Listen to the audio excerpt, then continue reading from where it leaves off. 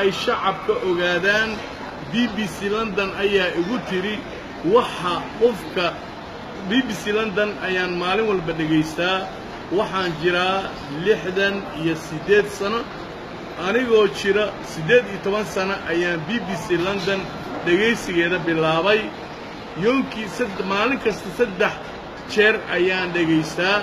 maalin dhaxdaas ayay BBC London lahayd qofka waxa maskaxdiisa lurayo gubayo haddii uu shaaca ka qaado wuu miirsanayaa uu reysanayaa haddaba waxaan marka ugu horeysa mahad ballaaran u celinayaa gabadha la yiraahdo Lakay halkan ayaa lagu sameynayay dhalashadii waqtigii la aas-aasay Puntland ayaa feesta sameynaysay waxaana timid dad aan ka yareen 200 ruux isla markaa waxaa laygu sharfay in aan garab joogsada Lakay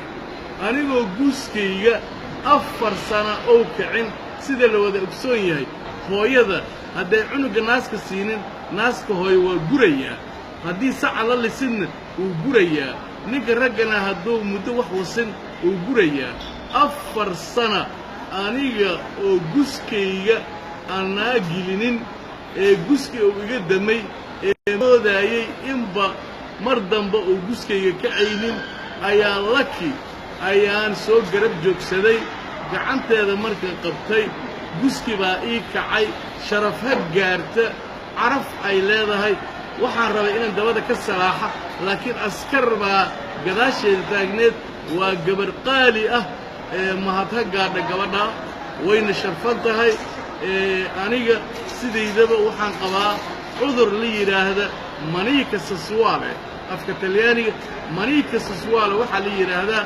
in aan naag dabadeeda taabana mooyaane ma joogi kari mideeda